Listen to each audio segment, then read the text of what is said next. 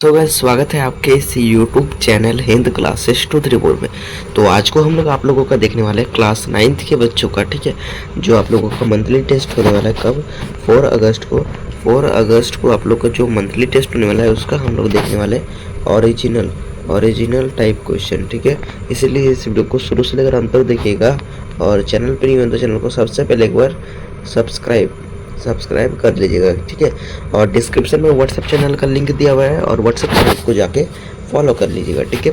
और मैं बता देना चाहता हूँ इस चैनल पे जो होता है मॉर्निंग असेंबली कंटेंट का, आप लोगों को बहुत जो जुड़े होंगे हमारे चैनल से उनको पता होगा कि मॉर्निंग असेंबली कंटेंट जो होता है सबसे पहले इसी चैनल पर अपलोड होता है। इसी टाइप का जो मंथली टेस्ट का भी जो क्वेश्चन होता है सबसे पहले इसी चैनल पर आता है, ठीक है। इसीलिए सब्सक्राइब करना ना भूलिएगा, ठीक है, नहीं तो बाद में आप लोगों को ही पछताओगे, ठीक है, क्योंकि बाद में नहीं तो आपको पछताना पड़ेगा।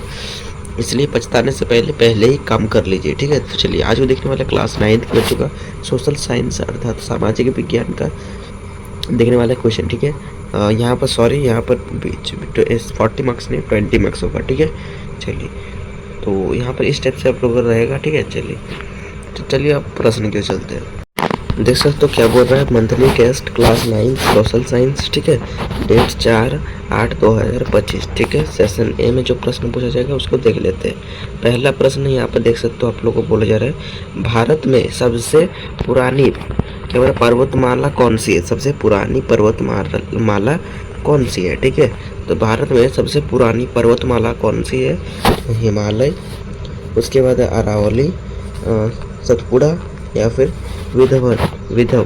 तो ये हो जाएगा आप लोग का सबसे पुरानी जो पर्वतमाला है ये हो जाएगा आपका अरावली, ऑप्शन नंबर बी सही उत्तर हो जाएगा, ठीक है। चलिए अगला प्रश्न देख लेते हैं। चलिए अगला प्रश्न है आप लोगों का 2 नंबर प्रश्न। यहाँ पर देख सकते हो हिमालय पर्वत की सबसे ऊंची चोटी कौन सी है, सबसे ऊंची चोटी कौन सी है, हिमालय पर्वत की सबसे ऊंची चोटी कौन सी है।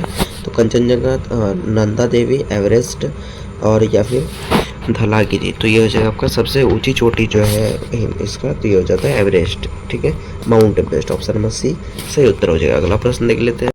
अगला प्रश्न देख सकते बोला जा रहा है भारत के मैदान किस नदी की घाटी में स्थित है, भारत के जो मैदान है वो किस नदी के घाटी में स्थित है, यमुना, गंगा उसके बाद गंगा, ब्रह्मपुत्र।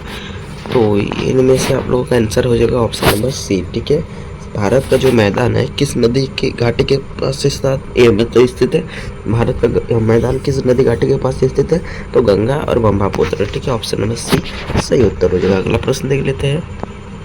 अगला प्रश्न देख सकते हो आप लोग बोला जा रहा है थार का रेगिस्तान कहाँ स्थित है। तो थार का रेगिस्तान कहाँ स्थित है, पंजाब में, राजस्थान में, गुजरात में या फिर हरियाणा में। तो जो आपका थार का रेगिस्तान है ये कहाँ पर स्थित है, तो ये राजस्थान में स्थित है। कहाँ पर, राजस्थान में, ऑप्शन नंबर बी सही उत्तर हो जाएगा मेरे दोस्तों। चलिए अगला प्रश्न देख ले। अगला प्रश्न देख सकते तो बोला जा रहा है आप लोग का पूरब घाट और पश्चिम घाट कहाँ स्थित है। तो पूरब घाट और पश्चिम घाट कहाँ स्थित है, तो हिमालय में, मध्य भारत में, पर्वतीय पठार में और उसके बाद प्रायद्वीपीय पठार में, उसे उत्तरी मैदान में, ठीक है। तो ये कहाँ पर हो जाएगा, तो पूर्वी घाट और पश्चिमी घाट कहाँ स्थित है, तो ये दोनों जो आप लोग का प्रायद्वीपीय पठार में, कहाँ पर स्थित है, प्रायद्वीपीय पठार में, ऑप्शन नंबर सी सही उत्तर हो जाएगा मेरे दोस्तों। तो ये आपका हो जाएगा, ठीक है। अगला प्रश्न देख लेते हैं 6 नंबर प्रश्न।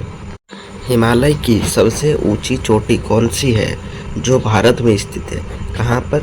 इतना दूर पढ़ के अगर आप लोग आंसर दे देते तो एवरेस्ट हो जाता है, बट यहाँ पर क्या बोल दिया लास्ट में, जो भारत में है। तो भारत में सबसे ऊंची चोटी हिमालय में, मतलब हिमालय की सबसे ऊंची चोटी भारत में कहाँ कौन सा है, तो कंचनजंगा या फिर एवरेस्ट या फिर धौलागिरी या फिर नंदा देवी। तो ये हो जाएगा आप लोग का ऑप्शन नंबर ए, ठीक है।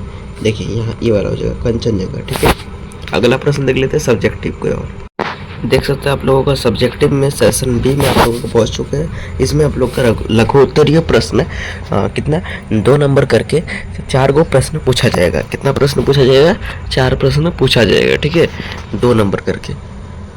तो इधर 8 हो जाएगा, ठीक है। चलिए तो पहला प्रश्न आप लोगों को यहाँ पर बोला जा रहा है भारत को भौतिक रूप में कितने मुख्य भागों में बांटा गया है। भारत को जो है भौतिक रूप में कितने भागों में बांटा गया है? देखिए इसका आंसर इस प्रकार होगा, भारत को 5 मुख्य भौतिक भागों में बांटा गया है। हिमालय पर्वतमाला, उसके बाद उत्तरी मैदान, पर्वतीय प्रायद्वीपीय पठार, 4 नंबर है आप लोग का तटीय मैदान और द्वीप समूह। ठीक है, तो इसका इस टाइप से आप लोग का 5 भागों में बांटा गया है। ठीक है, चलिए अगला देख लेते हैं।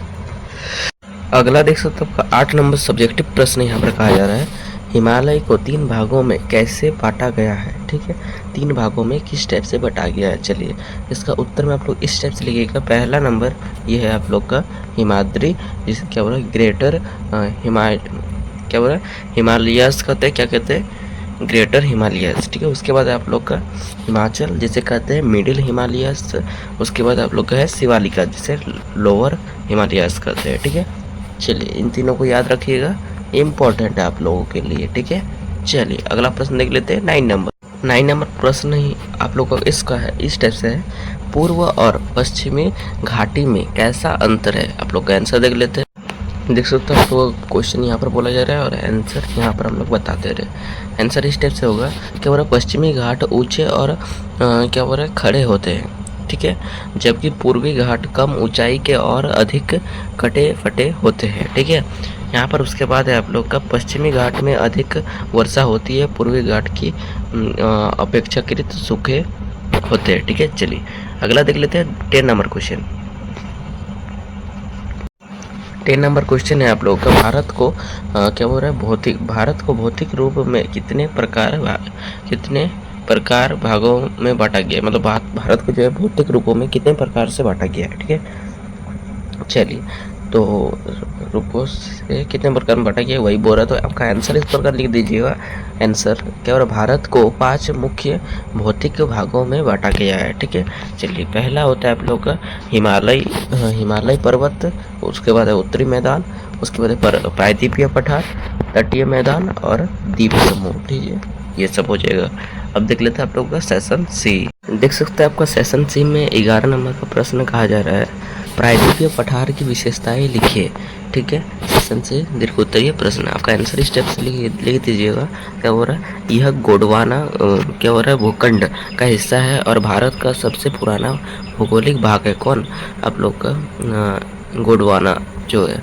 ठीक है, चलिए अगला देख सकते हो, क्या बोल रहा है, यह त्रिभुजाकार है और क्या बोल रहा है उत्तर में चौड़ा और दक्षिण में संकीर्ण है। ठीक है, चलिए और तीसरा नंबर है, इसमें काली मिट्टी पाई जाती है जो कपास की खेती के लिए उपयुक्त होती है। ठीक है, चलिए अगला पॉइंट यहाँ पर देख सकते हो, यहाँ पर 4 नंबर पॉइंट है हम लोग का, खनिज संसाधनों में समृद्धि जैसे कोयला, लोहा, उसके बाद बॉक्साइट आदि। ठीक है, चलिए 2 भाग आप लोग का बताया गया है, 2 भाग को देख लेते हैं।